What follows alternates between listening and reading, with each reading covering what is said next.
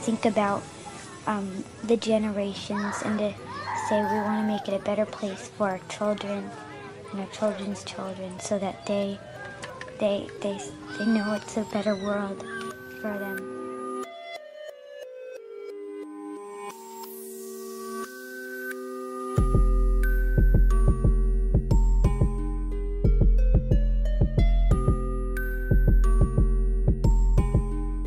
Friday, the 11th of April 2014. Our program today brought to you by Newlife, Kentucky Fried Chicken, Whim Automotive Limited, Pind Enterprises Limited, Tourism for a Better Bahamas, Bay Street Garage, Family Guardian Insurance, Check Card, Simonet's Auto and Electrical, and Burger King.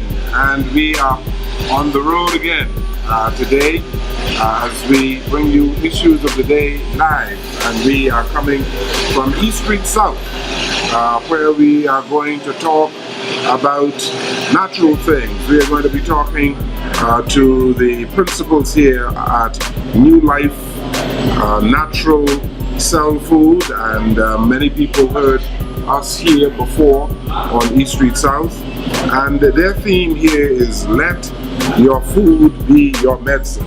And you would have heard me speak before, if you are a constant listener to issues of the day, with Jamal Moncur, who is the president here of Newlife, and he is a herbalist and he is an author. And also with him today is Sherman, who is an alkaline consultant, also a herbalist. Gentlemen, welcome again to the program. Thank you, and thanks for having me here. Nice to have you here, Mr. Sherman and Mr. Moncur. Yes, I'm back home again. You're back home again. Home sweet home. Prodigal son is back. You fellas continue to look healthy, so obviously you're doing some good things. Well, I just had a little baby born about a month ago. It's alright, congratulations. Yes. Guess I get high off my own supply, man. Yeah. In Jersey. I hear you.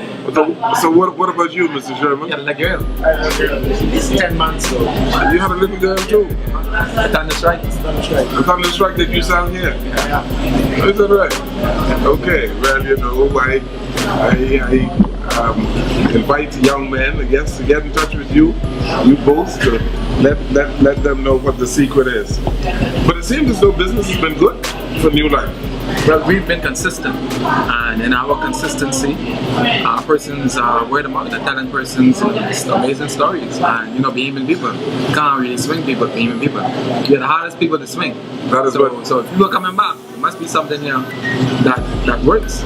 Success is consistency over time. Exactly. Consistency over a long period of time is what success is, right? And there's a saying that's saying, it's easy to get new clients.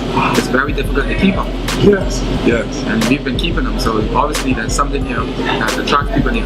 I'm sure you have a whole lot of testimonies, but just for starters, for those who probably have never heard you before and do not know what Newlife Natural Sell Food is all about, give them a little history, a short one, on how you got started and what it's all about. Okay, but firstly I heard you said that food is a medicine and the medicine is a food, and that's the basis of our premise. And also we believe that the food should be your medicine. The food should not put you on medicine or be the cause of you going on medicine. And that's what we see happening now with chronic and lifestyle diseases that's happening, non-communicable disease that we see.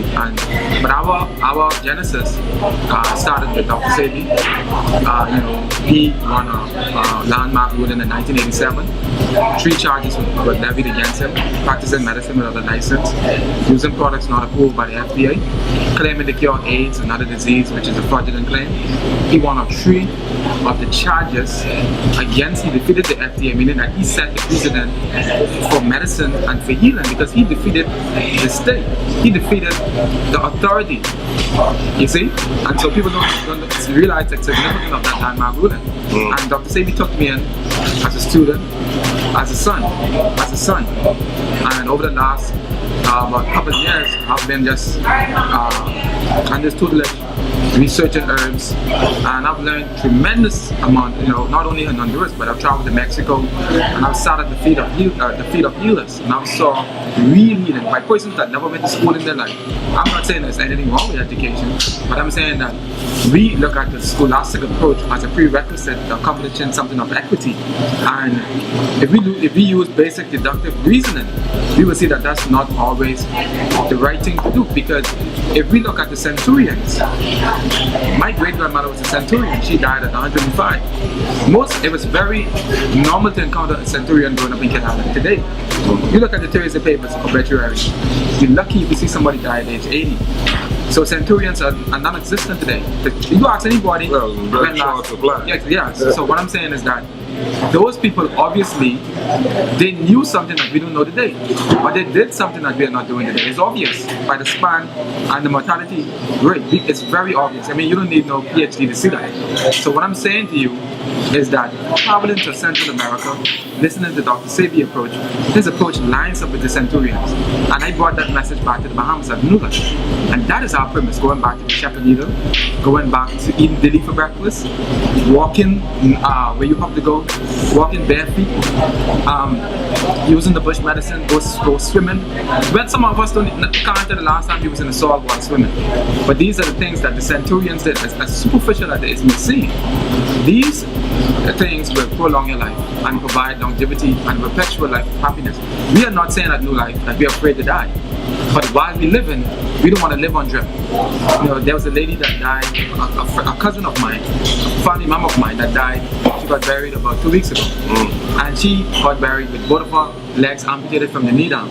But what's so significant was that she was taking medication for almost 20 years for the diabetes and hypertension.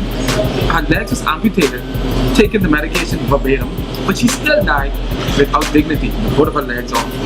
Why is this necessary? I'm not saying that casting negatively on anybody. I'm just saying that there has to be something fundamentally wrong when somebody takes medication for a whole lifespan. And when you ask them what is the purpose of them taking the medication, they can't tell you other than, well, I'm trying to stay alive. But even with taking the medication, they still deteriorate, lose the vision, lose the memory, lose the sense. So you're fighting a double whammy here. You're fighting the side effect of the medication.